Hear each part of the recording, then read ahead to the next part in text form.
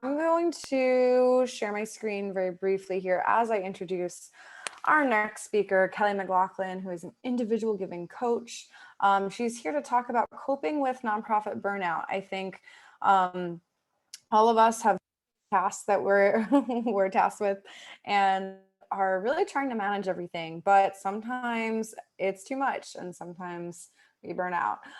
So Kelly is here to really walk you through some steps for that, managing that. And so before I turn it over, Kelly is an independent fundraising and strategic planning consultant based in Washington, D.C., and specializes in small and startup nonprofits.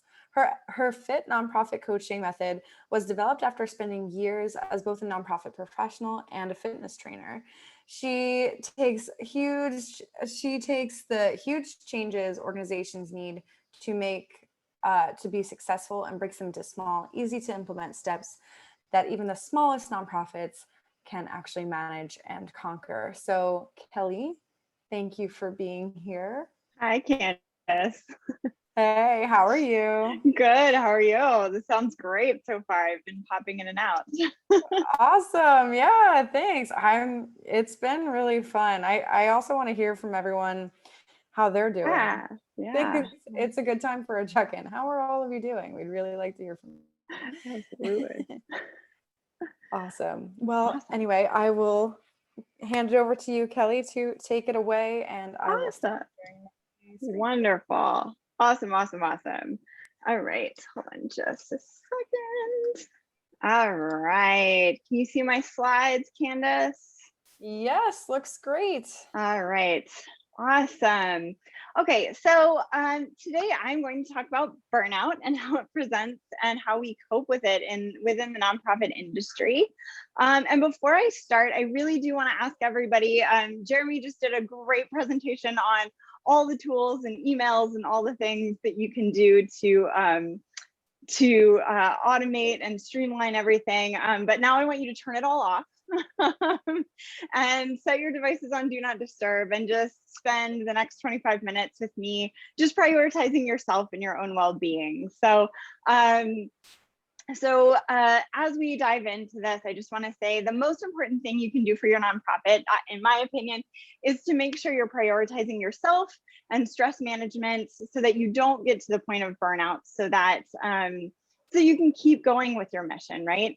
And I'm not making this stuff up. I mean, there's huge burnout rates in our industry. According to nonprofit HR, about 25% of nonprofit employees that they surveyed in January 2020, so this is pre-pandemic, said that they plan to leave their current employer. 45%, that's almost half of the people employed in our segment, or in our sector. Blech.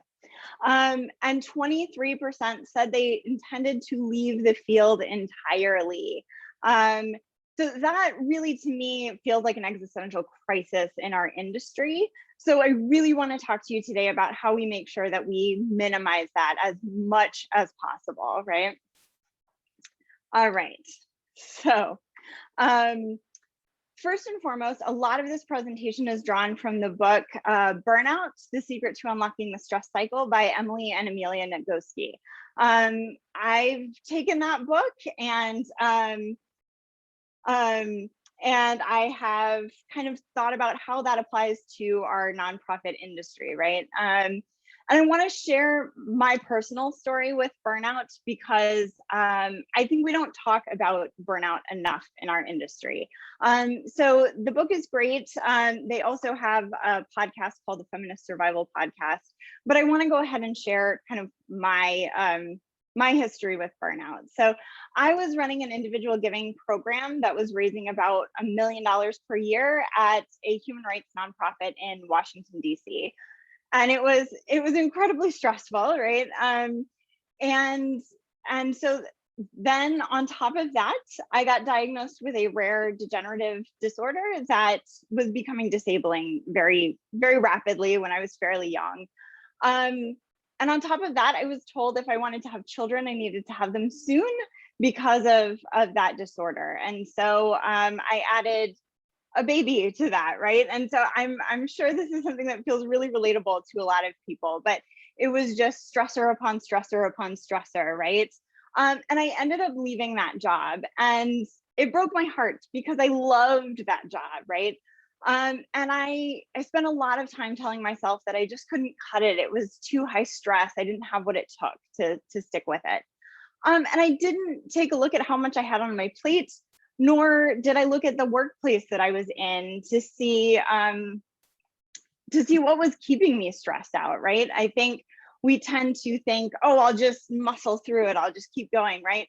And I think what we need to do is pay a little more attention to ourselves and really accommodate ourselves a lot more in coping with stress, right? And give ourselves breaks as we need it, right?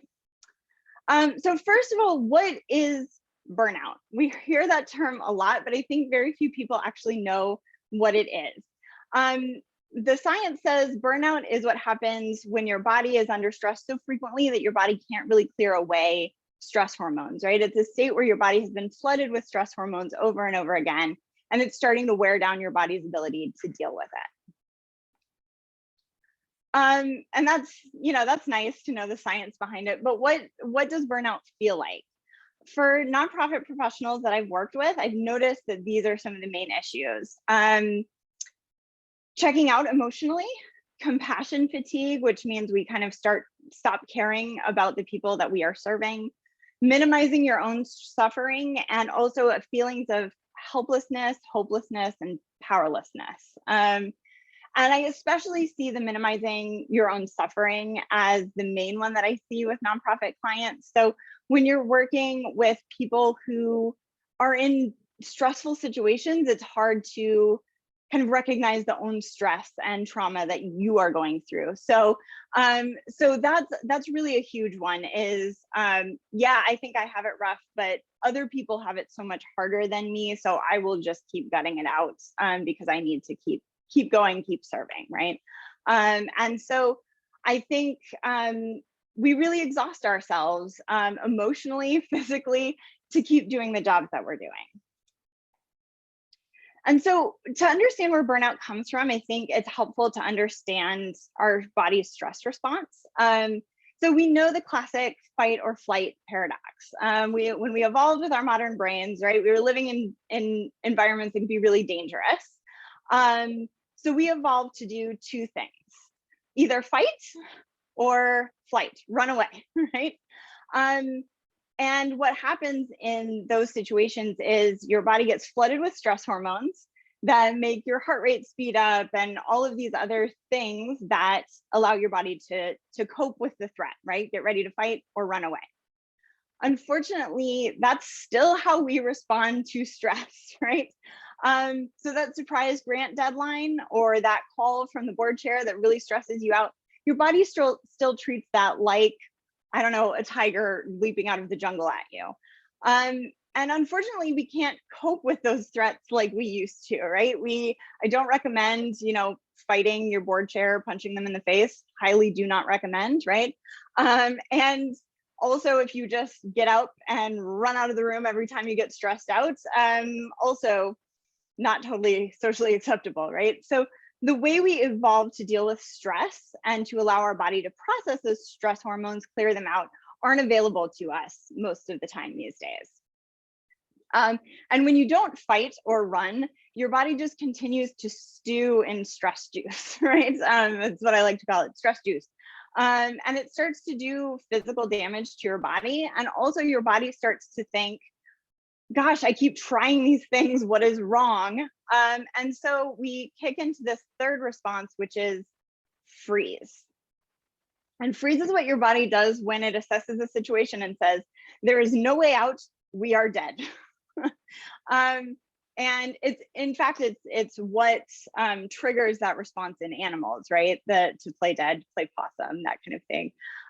And when fight or flight, when your body keeps trying to get fight or flight to work, eventually it'll flip over to freeze, and freeze is how we humans experience burnout. And that's how we experience it, right? So what do we need to do, right? It's great, the science is great, but what do we do about it, right?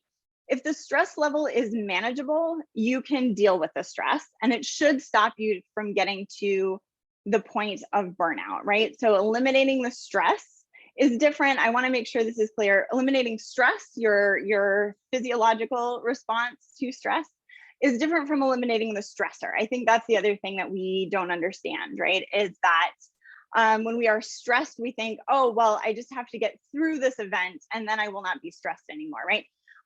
But we can really separate the stress from the stressor. Yes, we need to get through that stressful event, but we need to cope with the stress as we go. And that's something that is a little hard to understand. But how do we do that? The most effective way of eliminating stress is movement, and specifically running. And I think if you think about it, right, the stress hormones, they get going because fight or flight. Running is that flight part, right? So when you run, it tells your body, we ran away from the threat and we made it, we're still alive, woohoo.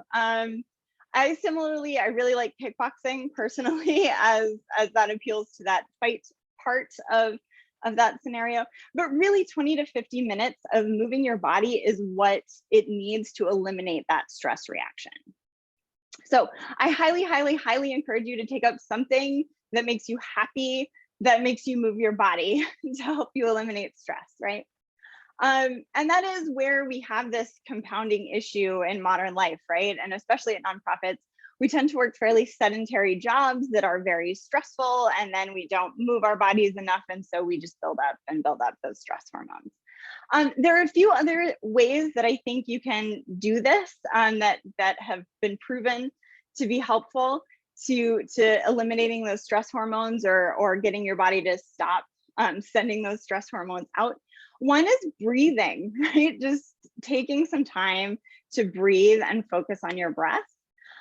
Another one that I really love is positive social interaction, just being nice to other people. That is one that we do very well in the nonprofit world, is just being nice to people. Then laugh or cry, like let it out, right? I personally, I know when it's time to turn on Netflix and put on that tearjerker and just let myself cry, right? So Netflix and stress elimination is something I highly recommend. And then affection, experiencing affection is something that is really helpful in eliminating stress and slowing down your body's stress response. And the science says that a 20-second hug or a 6-second kiss can help eliminate that stress. So, now that now that COVID restrictions are starting to lift, I highly recommend getting in those hugs, right? I think that's what everyone is most grateful for right now, right? I'm hearing from everybody, it's that gratitude that I finally get to get hugs again. So that is a really effective way of managing stress. And the last is creativity. Letting out your creativity in whatever way makes sense for you. Dancing, singing, music, whatever that is for you. Creativity is something that also really helps with your stress response. And what I want to point out is all of these things are free, right? I think that's something that we forget about, is like, oh, it's massages, it's bubble baths, it's all this kind of stuff. No, what the science tells us is that the things that eliminate stress most effectively are the things that tell your body that you are safe, right? That you are safe and that you are not going to be harmed, right? And so all of these things help reassure your body of that in ways that, a massage or whatever, things you have to pay for, do not, right? And so what I really want to give credence to is the things that are scientifically proven to be most effective in clearing stress are free. And if there are other things you can add to this list, understand that it's about making you feel safe. So what does that for you, right? That's what I want you to think about. So moving right along, there's something I also want to point out about that's called human giver syndrome that we don't give a whole ton of credence to. But it's a cultural code in which human beings have a moral obligation to be their whole humanity, while human givers have a moral obligation to give their whole humanity. And when I talk to people who come to me talking about burnout, the things I tend to see is is reactions like, and I would love to see in the chat if you are feeling feeling this way, but I can't tell if I'm being of service or being used. I feel like I'll be called selfish for taking care of myself, and I feel obligated to just apologize for existing sometimes, right? Or for taking time for myself. Those are some of the things that I hear from people who come to me to talk to me about burnout, right? And so if any of those symptoms describe you, you might have human giver syndrome. I really, I would point to that book, Burnout, as a way to really dive deep into this. It's got a ton of information about that. But the main thing I want you to take away from this is we are an industry filled with human givers, right? We wouldn't be in nonprofit work if we didn't really, really want to serve other people, right? We're in an industry that's built on the concept that some people should do the things that help other people, right? We should be of service to others. We're not the only industry built on that. I can talk about teachers and nurses and all kinds of other professions that do that too.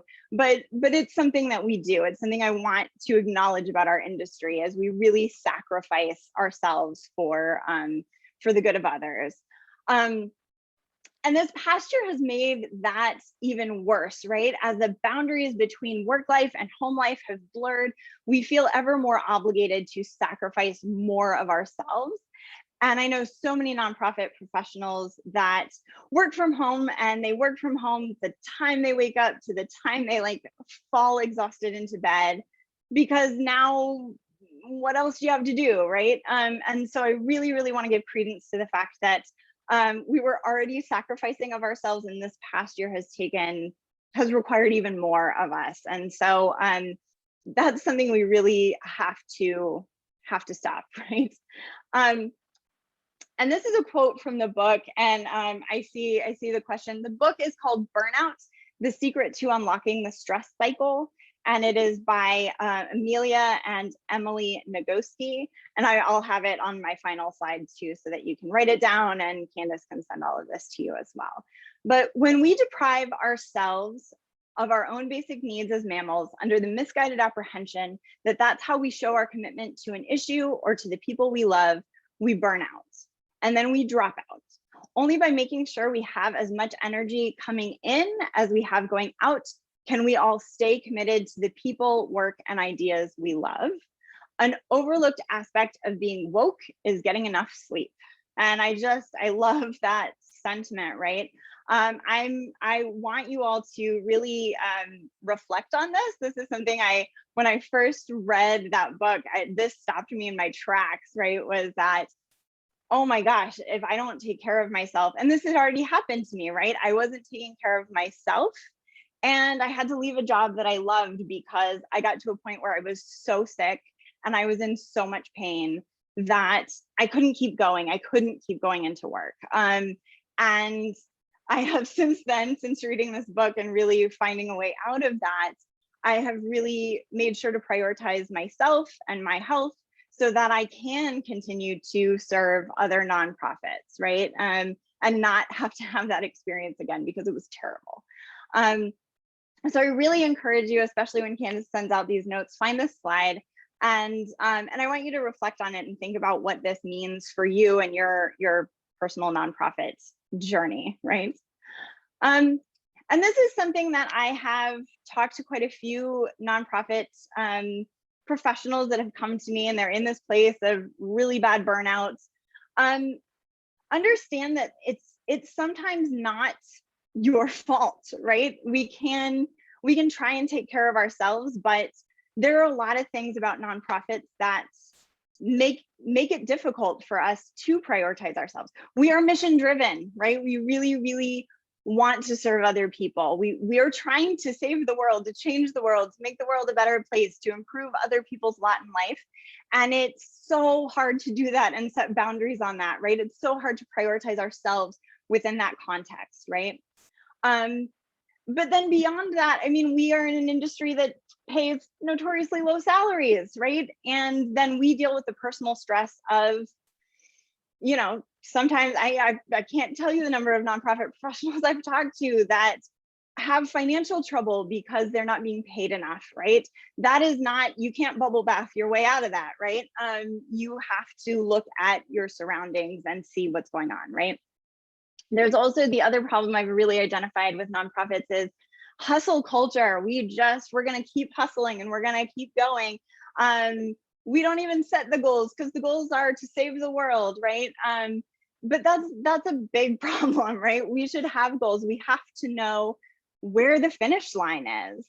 And then also there's a point where often I talk to nonprofit professionals experiencing burnout, and I hear the mission should be enough. I should care so much about the mission that I don't matter anymore, right? And that always makes me so upset and frustrated and mad, because no, the mission can't be enough. We still have to be able to care for ourselves, right? And then the ever present, we feel selfish because we serve people who are maybe suffering more, or the issue feels so urgent, right, that we can't take a day off. We can't go on that vacation. We can't leave early to take care of ourselves, right?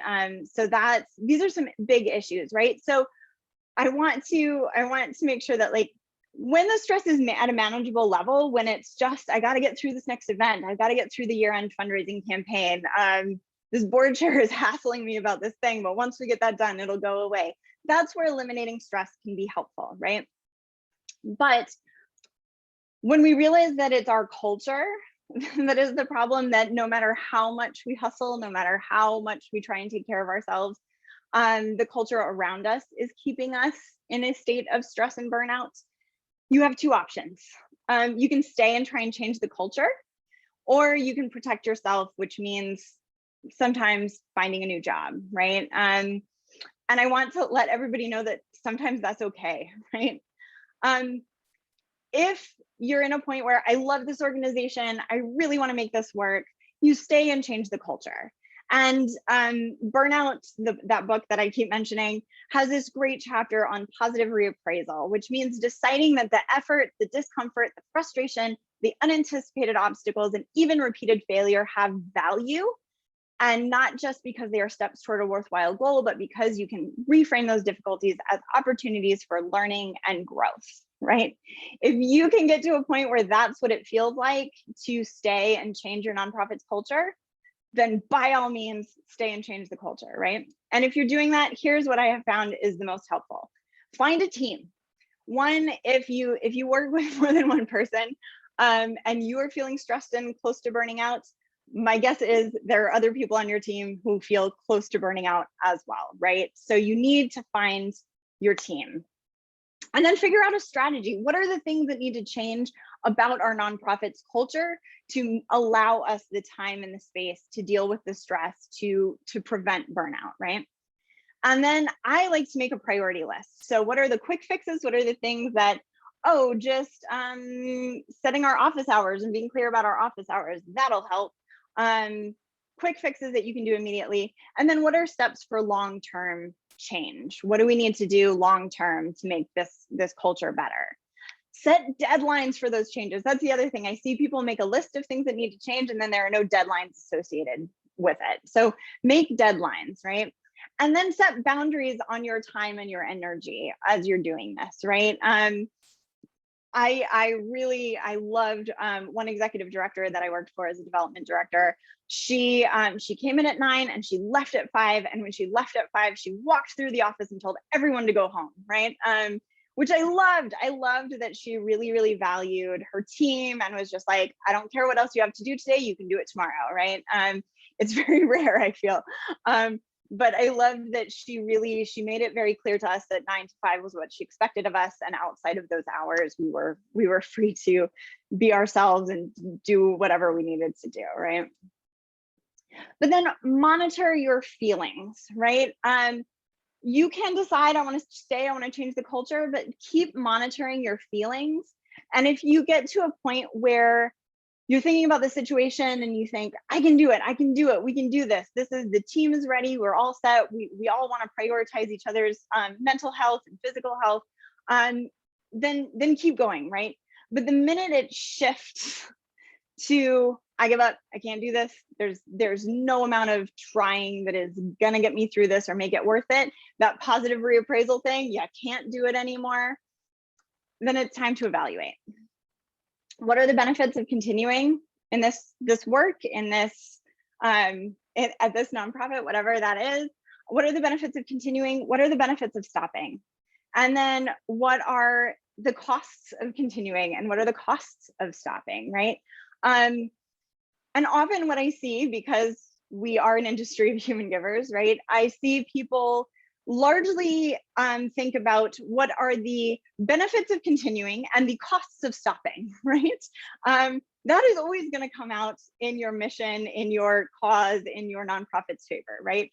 But I would tell you to give some credence to the benefits of stopping and the costs of continuing, right? Because those are the ones that are going to let you really prioritize yourself in all of that. So, and if you do evaluate that and you decide to go, if you love your organization, and I have had to do this before, if you love the organization, make a plan to leave gracefully. If you feel yourself tilting to there, what I have seen too many times is somebody hangs on until there is a blow up and then they just quit, right? And I do not want that to happen to anyone, right? I want you to use the tools that I've given you in this workshop to really realize that, you know, it should be a constant process of where am I, how am I doing? Is this still what I want to be doing? And not wait for it to get to that breaking point. Because when you're past burnout, that's what I see most often happening is I quit, I can't do it anymore, I'm out, right? And I do not want that to ever happen to anybody else, right? So this is that quote again. I will have Candace share this. This slide has some really, really helpful tools that I would point you to. Again, the book that I keep mentioning is Burnout, The Secret to Unlocking the Stress Cycle. There is an accompanying podcast if you are not somebody who loves reading, but you love listening to audiobooks. I do think there is an audiobook available, but there is also the Feminist Survival podcast, which is more or less the book in podcast form, and it's fantastic.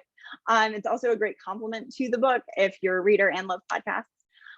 If you want to give running a try, I know people every time like running, right? Every time I give this presentation, every time I get the pushback, but I don't like running, Kelly.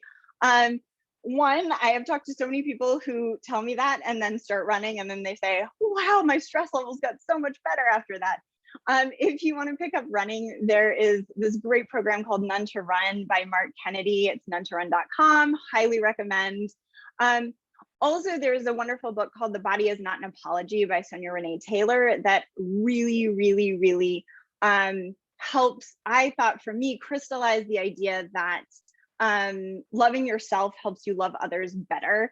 And so that book was a game changer for me, and in combination with Burnout, to help me kind of see, oh, I'm not being selfish. I am doing better by other people by taking care of myself, right?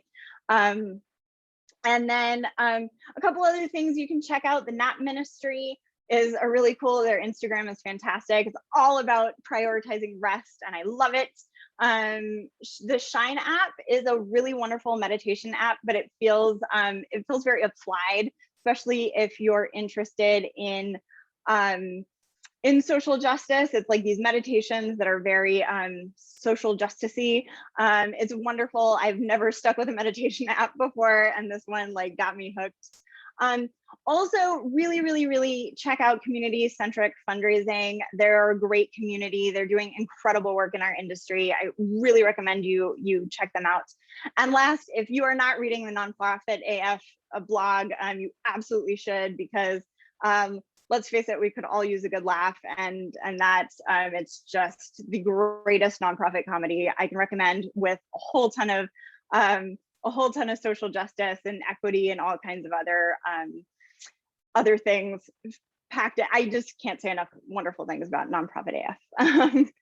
All right, so I'm going to wrap this up and see if I have any time left for Q&A. But if you have any questions for me, this is my contact information. I am offering consults for folks. If you go to fitnonprofit.com/causevox, I'd be happy to talk to you about Burnout, coaching is my primary offer. So I do offer coaching for nonprofit folks dealing with burnouts. I also do individual giving coaching as well. So you can go to fitnonprofit.com/causevox. You can email me, kelly@fitnonprofit.com. That Kelly Nonprofit is my handle for everything. And the bonus, if you follow me on social media, is you get to see lovely pictures of my newly adopted, newly rescued puppy, Cassiopeia. She is upstairs really mad at me that she is not included in this presentation. But I like to pack in a lot of cute puppy photos as well on my social media. So if you need an added bonus, I talk about burnout, I talk about stress, I talk about individual giving and fundraising, and lots of cute puppy photos. So just to help you with your stress levels, right? So that is what I've got for you today. Please reach out to me if you have any questions. And Candace, let me know if we have time for questions, or I can field them via email. There we go. Help if I wasn't muted. Thank you so much, Kelly, for this great talk. I mean, I think it's so important. Especially these days, like work and home is one and the same still for so many people. So, yeah, thank you so much for these great tips. They're all like really practical too, which I really appreciate, because sometimes I'm like, yeah, I know I'm burnt out, but like, what, like the deep breath, like that helps for a second, but these are really practical things for the short and the long term to really manage all of that. So thank you for leading us through that, and then all the great resources. I do highly encourage you to take a look and book that free consult with Kelly, and also take a look at all of her other resources. She has great templates and bundle packages. You can get 10% off as well. Yeah, thanks so much, Kelly. I think we have one question here. It says, okay, with the present pandemic and the push for more digital virtual initiatives, do you have any advice on how to navigate a workplace that pushes you to constantly be doing more and more without making sacrifices in other areas to accommodate new initiatives? yes. This is where often when I encounter clients who are dealing with this, I push them towards strategic planning. I think part of the problem is we don't set goals and boundaries that are clear, and we don't have limits around what we want to do and how we want to spend our energy. And so one of the things I really recommend is strategic planning, ideally strategic planning with an outside consultant, so it doesn't take forever. You can contact me about that if you're interested. But what I really find helpful is the more you can be clear about your organization's priorities and the things that you need to accomplish. What I really love about strategic planning and the coaching that I do with my clients in particular is, once we set our list of strategic priorities, then if they need to add or reprioritize, or, oh, now we want to pivot to digital or something like that, then we have a framework to say, okay, then what falls away, or do we need to hire more human resources? What do we need to do in order to make space for this without adding, right? And a strategic plan is a really great way to see very clearly what all is on your plate, and to kind of stop the hustle, right? I always use the analogy of a race, right? Is you wouldn't start at a start line and not know whether you're running a 5K or a marathon, right? Because they take really radically different amounts of energy, and a strategic plan helps you know where the finish line is, right? So that would be my recommendation. Awesome. Thank you so much for being here, Kelly. Really appreciate it. This has been a great session.